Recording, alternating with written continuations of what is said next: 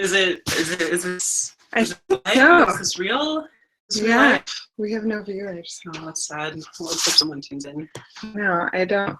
I think Q's supposed to be wanting it. Well, how are you feeling? I'm very overwhelmed emotionally. Lauren's character is someone that I really feel for. You know, like I've been there. I understand where she's coming from and how she's feeling. It can be really difficult to put on the spot, and it totally like wasn't fair of me, like just show up and like, rock her world. But hey, sometimes Rude. I know sometimes it just needs to happen. Yeah, you had no idea. Amanda didn't know. Oh my gosh. Yeah. Wow. Okay, well, we'll just keep going and Yeah. Okay. No, but really, like, I don't know. I thought, like, when I first saw the episode, because I saw it before you did, I cried like probably 3 times, just like watching Lauren's like journey, because I think there's a lot of realness to that, of like not getting to choose your label and just kind of having to deal with it. No, absolutely. Which is really hard. You're right.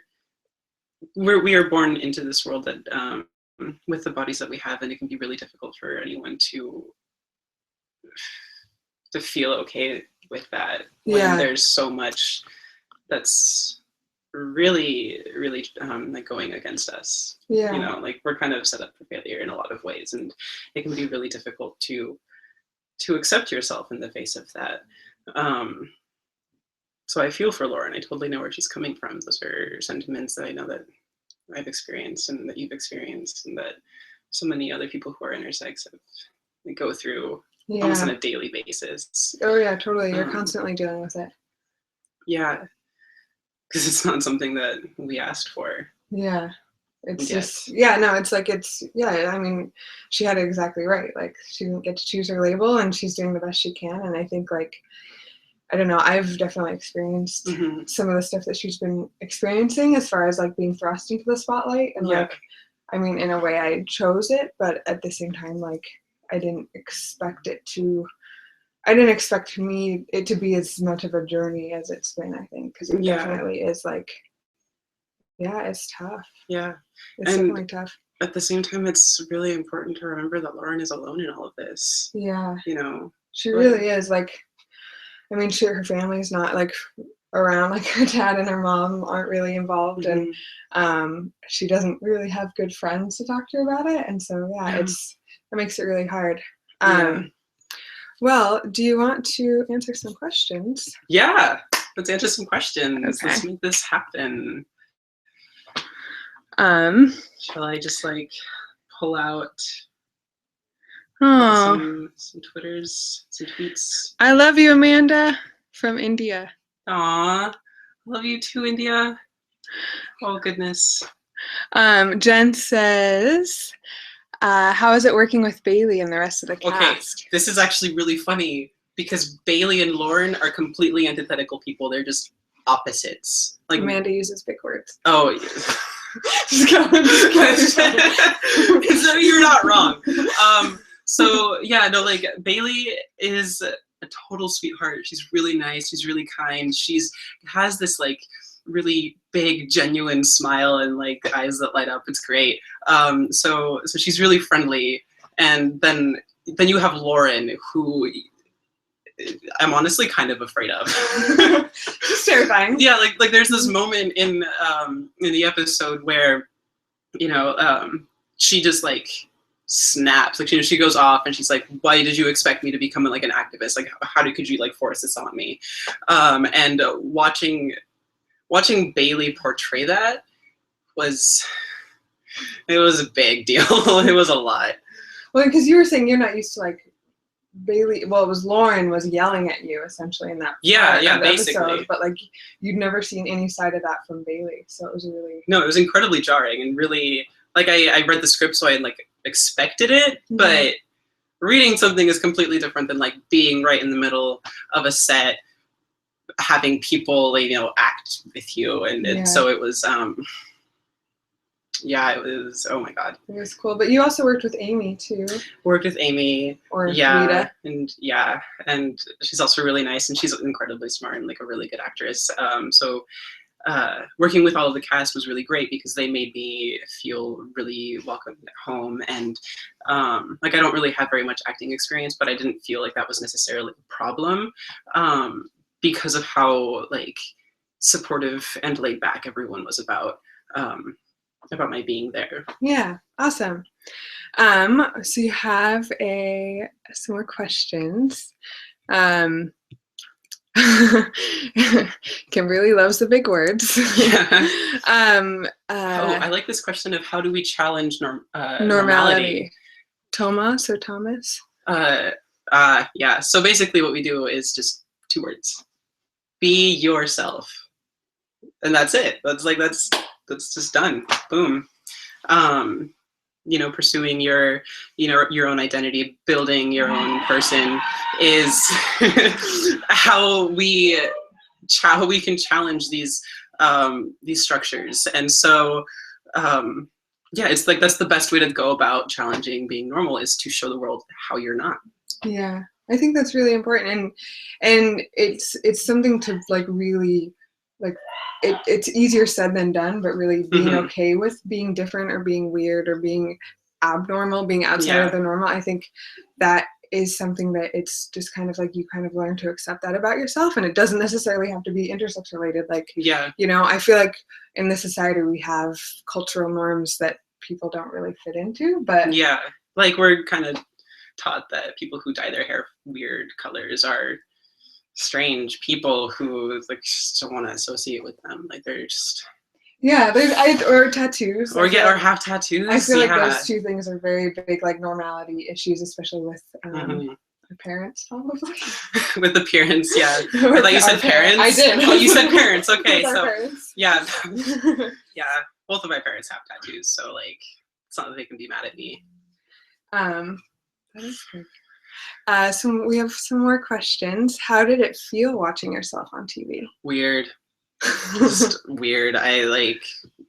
Because I'm watching it, but then I'm also like reliving the memories of me being on set, and then also just like trying to wrap my head around this like this historic moment, essentially, of being the first out intersex person on TV playing an intersex person. And so like there's just like there's a lot, and I'm like still in the process of like coming to terms with how momentous, there's a big word, this whole for a big Asian.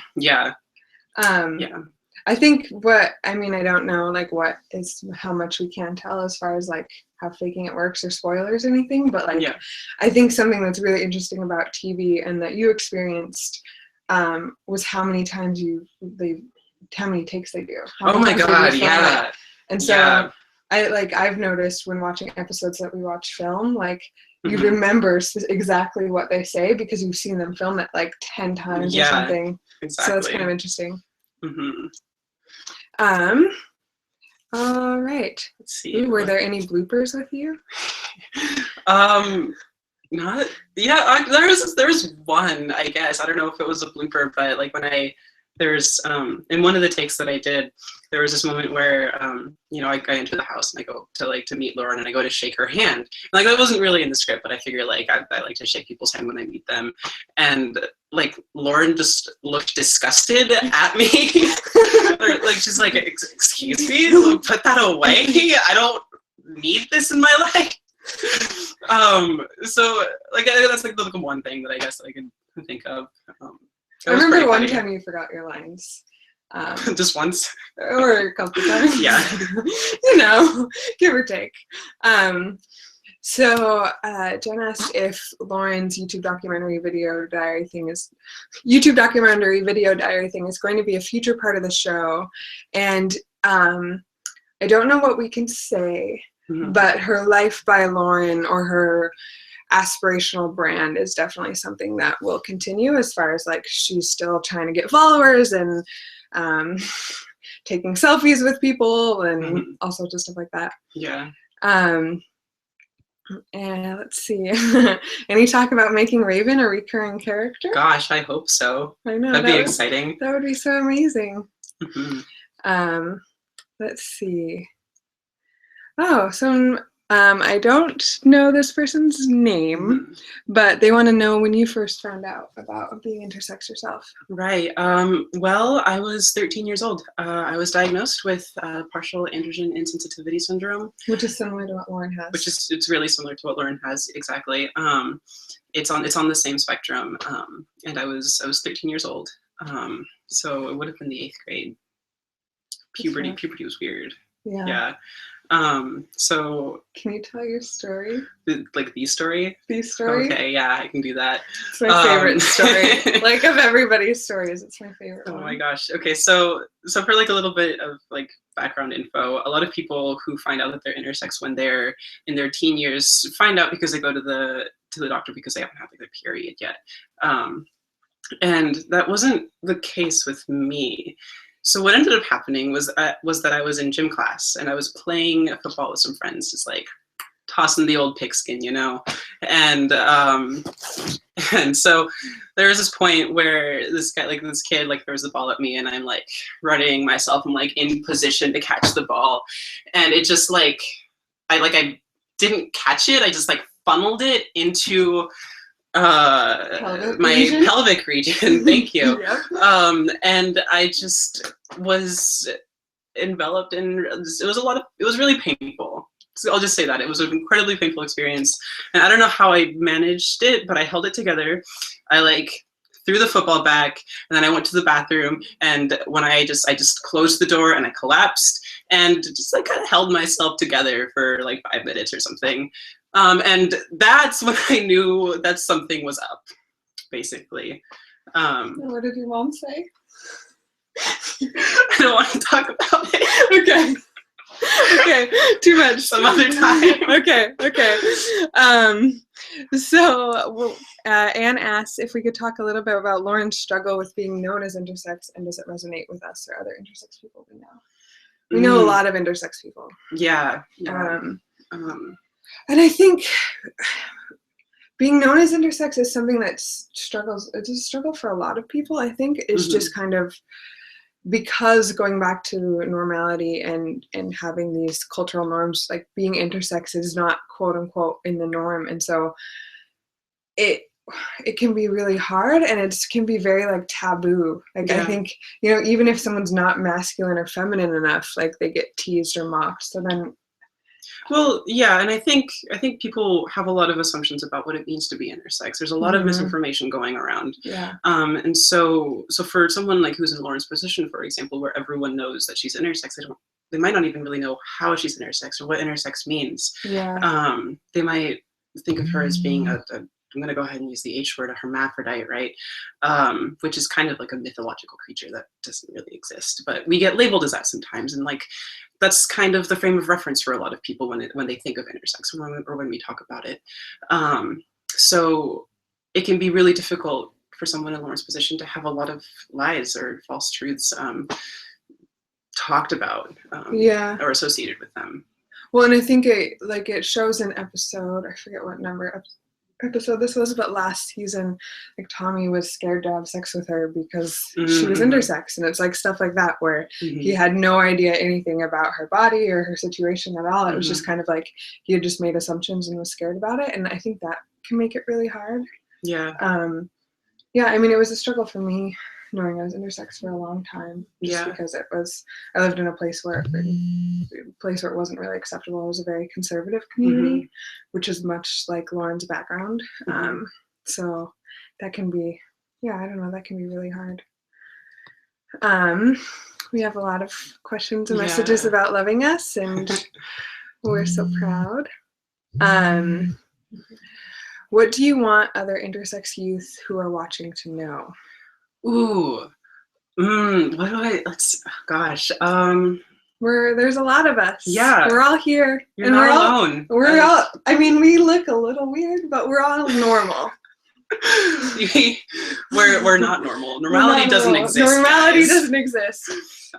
So yeah, I guess what I would want intersex youth to know is that we're here. We're trying to make our stories more visible, more accessible to people. We're trying to wow, I'm like totally I think we're trying to make it a little more socially acceptable and understandable to be intersex, and try to. Emily gets me. She comes in clutch.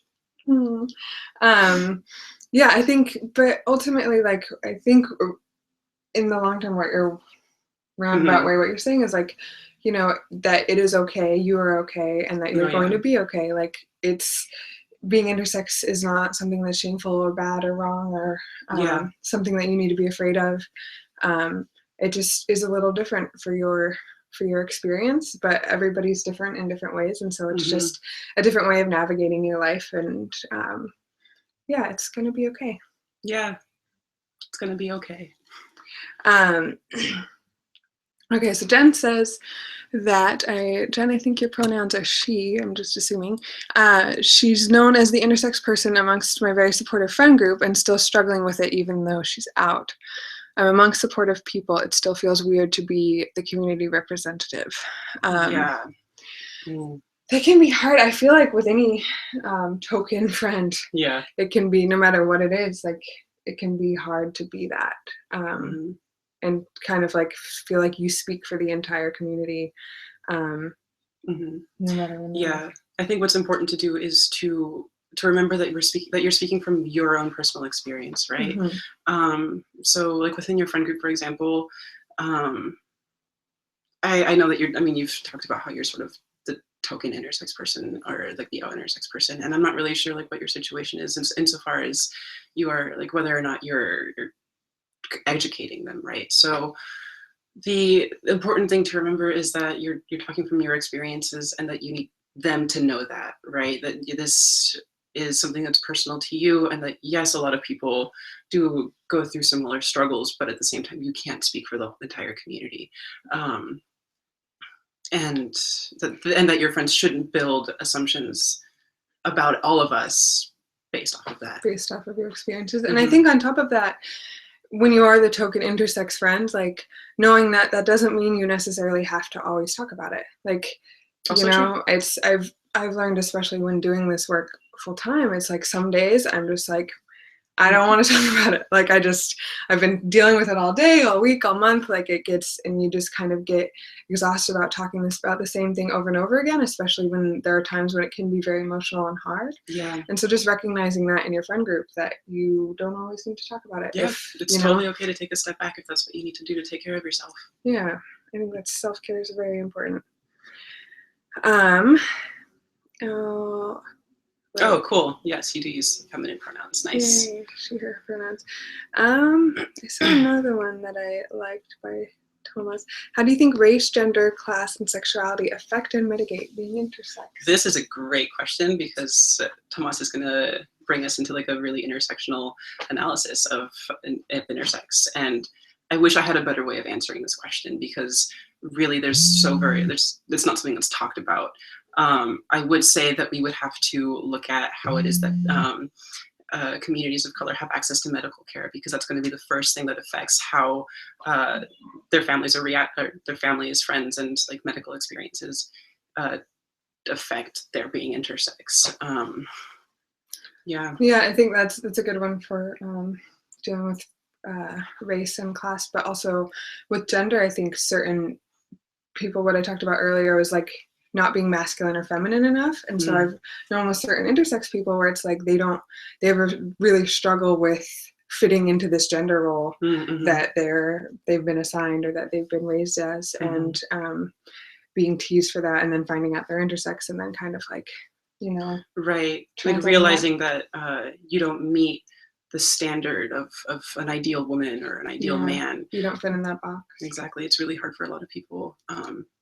Yeah, and then from there, it's like, for instance, if you have a man with ovaries who then needs to go to like a women's health clinic and can't get insurance to go there, like, then that's a whole nother issue that he has to deal with. Like, stuff like that, I think, comes up, like, as far as a lot of girls, like Lauren's case, like, if she wanted to take testosterone, like, she'd really struggle to take testosterone, and so her insurance wouldn't cover it. So that's like another intersection between gender and intersex as well. And then sexuality is a big part too of like doctors will often make assumptions about what you need or what you want and based off of your sexuality. Exactly. And doctors come into these situations with the idea that you are heterosexual by default. I know when I was a teenager going through a lot of this, I didn't come out to my doctors. I didn't feel comfortable coming out to my doctors sometimes. And so there was this assumption that I was straight and that I would be having sex with straight men. And so much of like my like hormone regimens, the surgeries that were suggested were geared towards heteronormativity. And it's another big word, sorry. And so like there's this assumption that I was straight. Like no one really ever really bothered to ask me, and so it was like kind of awkward. I have the most important question of all. What color dye did you use for your red hair, Amanda? From Pidge. Oh geez, someone asked me this today, and I forgot. I know it's Manic Panic, but I don't know what color blue it is. It's the bluest blue. Like there's like 4 different types of blue, and there's going to be one that's like going to be really excited about being blue. That's the one that I chose. So this one, I don't know if we can speak for the whole intersex community, but Kimberly has asked, what's the biggest problem in the intersex community? The biggest problem in the intersex community?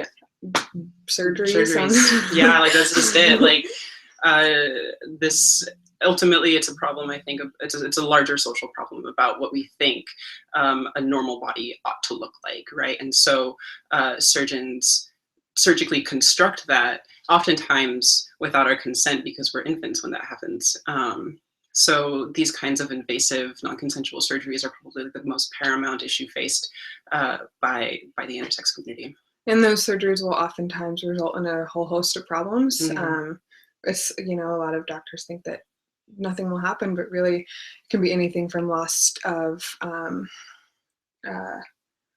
sensation, that's word, loss of sensation, incontinence, scar tissue, all sorts of, and that's like just the tip of the iceberg of like a lot of issues that can be faced, especially as like it's an infant. Your genitals are going to grow with your body. Like it's hard to know what's going to happen as you get older, and on top of that you don't know what your gender identity is going to be, so it's like assigning someone physically with surgery a gender identity can be terrifying and really cause a lot of problems.